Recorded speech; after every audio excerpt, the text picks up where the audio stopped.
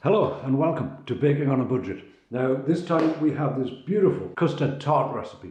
This is a little bit more expensive than some of the other recipes I've done for the whole thing, but when we take it down slice per slice, it's still very reasonable and it is absolutely delicious.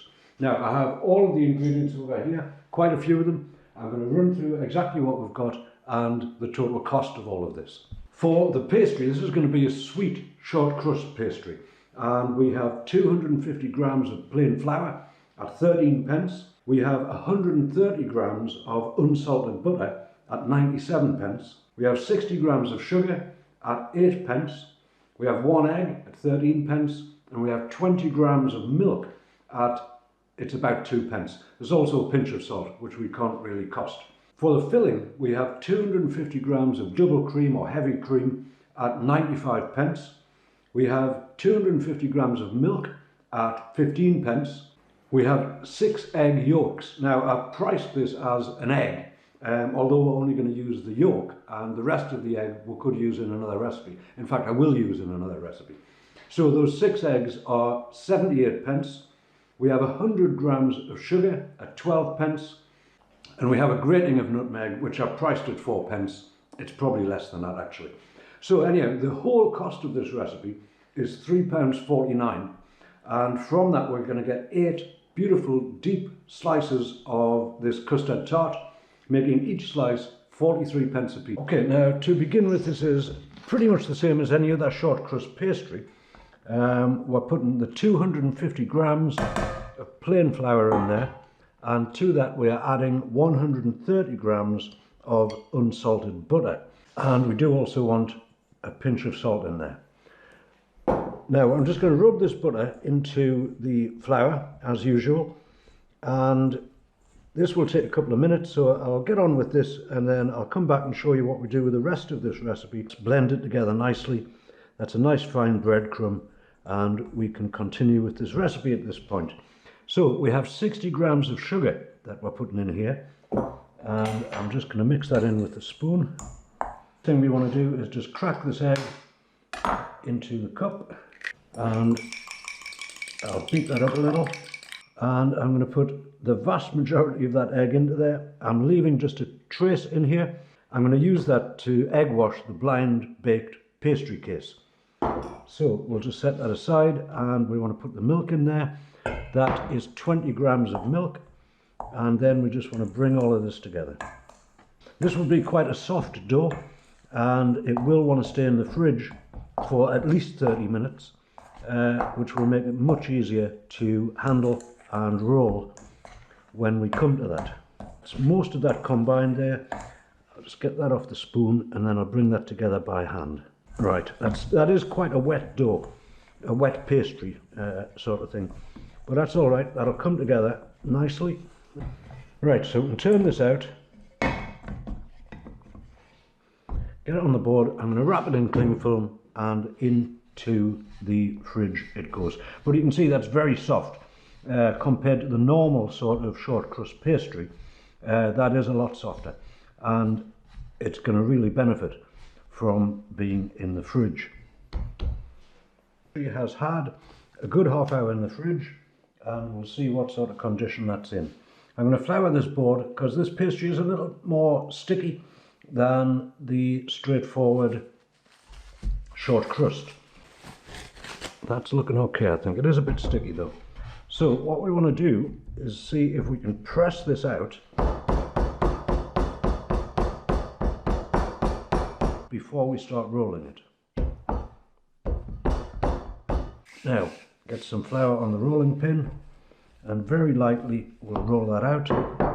Yes, that is still quite sticky, but we shall persevere, and I think we'll be okay with it. Now, I'm going to put this into this deep flan tin.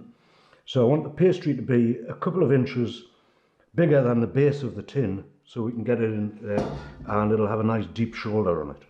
Okay, I'm saying I think this will be big enough at this point. That looks all right to me.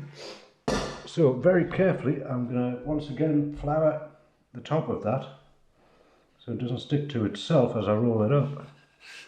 And then I'm going to attempt to roll it up onto the pin.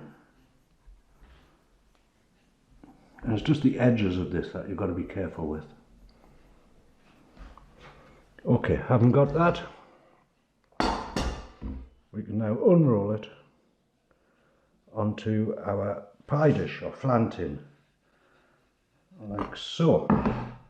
And then very carefully, we just want to lift it up and let it relax into the tin. I mean, it doesn't matter if it splits a little bit. We can always paste it back together. Very good. Now, we've got a little bit there, you see. This little piece here has sort of split, just a touch. Nothing to worry about at all. That will be perfectly okay. And there's a little hole there, so I'm just going to take a piece off and fill that hole up. And once this is baked, this will be absolutely fine. Now, I'm just going to roll over the top of that to get the excess off. And if there's enough of this excess, I will make another one of those delicious little peach melbas with it. But I'll keep that for now. There may be enough there actually. So I'll keep that for now. And the next thing we want to do with this is blind bake it. A piece of scrunched up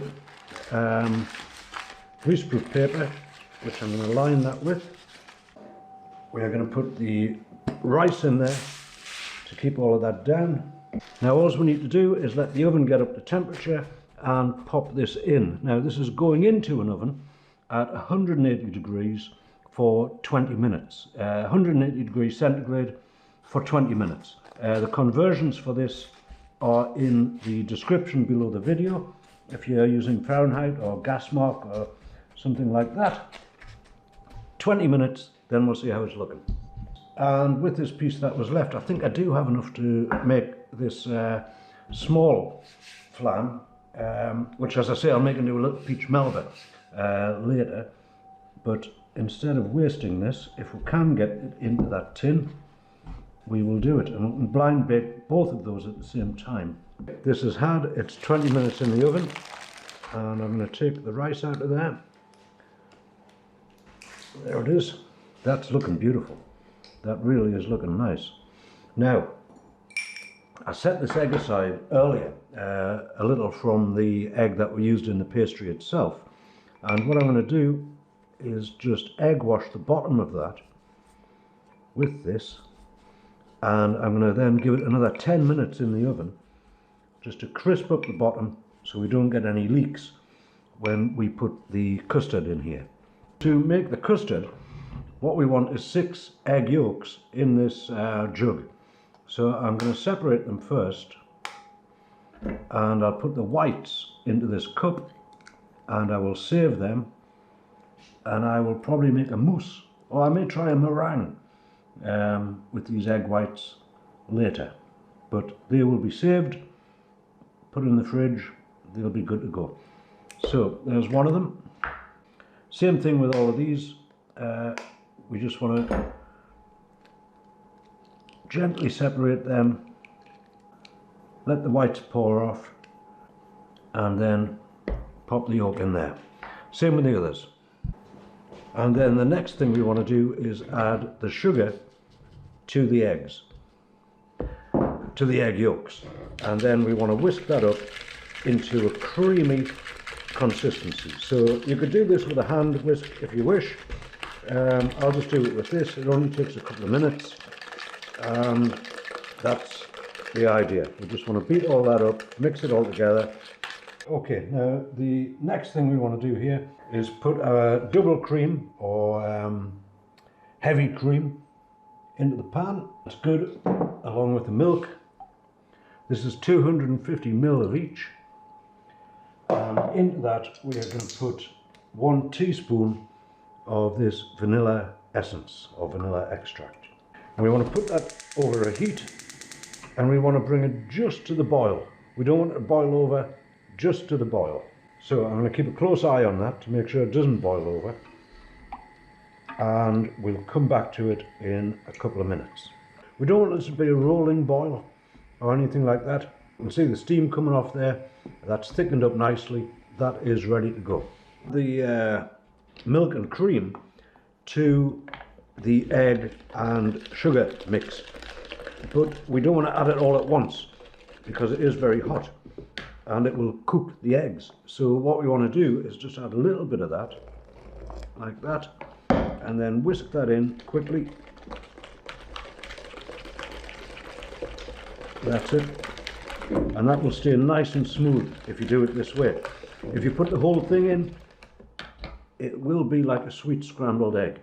So what we want to do, just a bit at a time, and then quickly whisk that in until the whole temperature of this comes up. It doesn't want to come up too quickly, this is the point. That is looking good. I'm going to leave that just for a moment, and any froth that appears on the top I'll take off with a spoon, and then we'll put the whole thing together. I'm just taking my spoon and just drag it over the surface, and this frothy material will get picked up. Here we have our pastry case, and the idea is we are just going to pour the custard into the case. That is looking beautiful. Now the other thing we want to do is just put a little bit of nutmeg on there. I do like a bit of nutmeg on top of the custard. Personal choice, but a bit of a tradition as well, really. Now very carefully, this is going back in the oven. It's going back in the oven at a much lower temperature, about 140 degrees, 140, 150. It's going to stay in there for about 45 minutes, but the idea is keep an eye on it. What we want is when we twist it like this, we want a slight wobble in the middle, and that will mean that the custard is just about set. Okay, and 40 minutes later, here it is. And as I say, if you just nudge it like that, you see there's a little bit of a wobble on it, but it has indeed set. So now we need to leave this to cool. It'll go firmer as it cools. And as soon as it's cooled enough, I'm going to cut into it and we will take a taste. Okay, let me show you this. This is beautiful. This is really beautiful. Look at that, still wobbling around that custard. It has cooled at this point, could possibly be a little bit cooler, but I'm going to try some just as it is. Now that, as I say, is wobbling about on the fork. Looks absolutely beautiful. That really is melting in the mouth. That really does just fall away in the mouth. A beautiful taste with the vanilla in there, thick cream. Oh, that's delicious. And I do like these with Thai pastry shoulder on it. And the pastry itself is beautiful. That is absolutely delicious. Now that is 43 pence a slice. I do hope you give this recipe a try. It's a beautiful tasting custard. If you enjoyed watching the video, please do give it a thumbs up. Very inexpensive, very tasty, simple to make. Do consider subscribing to the channel because there are many more recipes like this to come. Many more already up on the channel actually. Okay, I'm going to enjoy the rest of this custard and I thank you very much for watching.